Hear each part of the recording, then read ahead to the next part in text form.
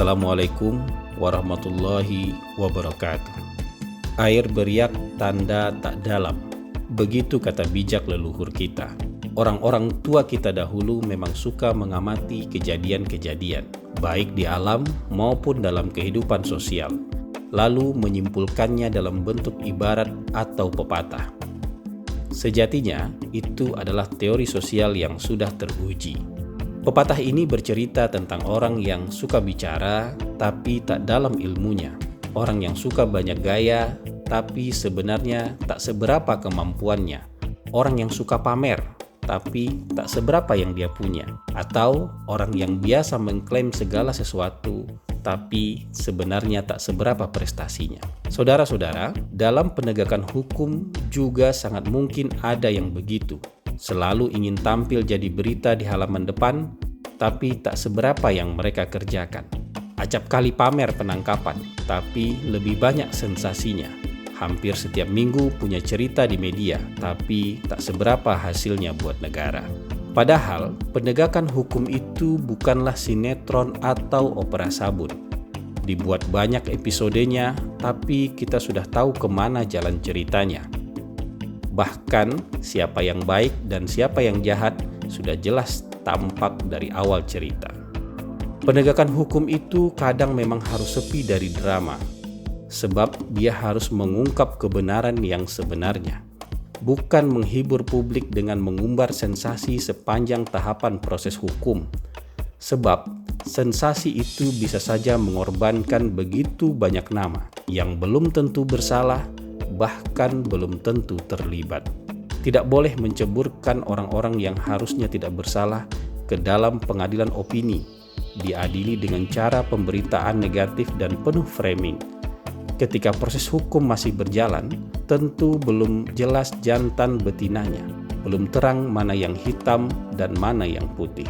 Tapi tetap ada secercah harapan. Ada institusi negara yang tetap tekun menyidik kasus dalam sepi.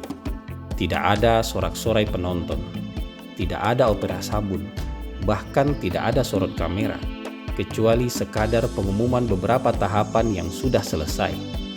Beritanya pun nyempil di pojokan, bukan karena tidak penting, tapi mungkin tak jadi berita populer seperti harapan para penggemar tayangan gosip. Kasusnya bermula pertengahan Desember 2019. Kejaksaan harus bekerja keras karena ini bukan sekadar kasus biasa. Nilainya belasan triliun rupiah dan dengan tingkat kecanggihan kejahatan sektor keuangan yang rumit untuk diurai.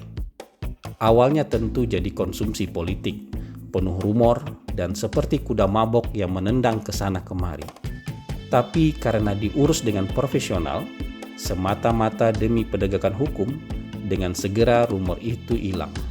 Yang ada sekarang adalah sepenuhnya masalah hukum. Sudah lebih dari 20 tempat digeledah. Tak ada penolakan dan tak ada drama, karena memang tidak membawa rombongan media dan pewarta. Sebab penggeledahan itu untuk mencari bukti, bukan syuting sinetron yang harus disaksikan seluruh mata penonton. Sudah lebih dari 8.000 rekening dibekukan.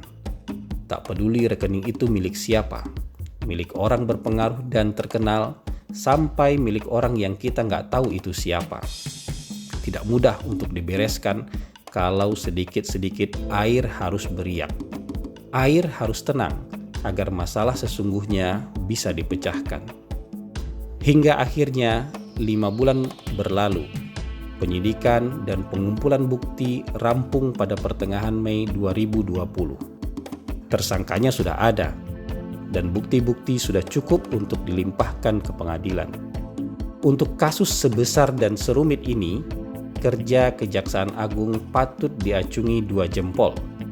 Cepat dan cermat, bukan asal seruduk dan asal tabrak.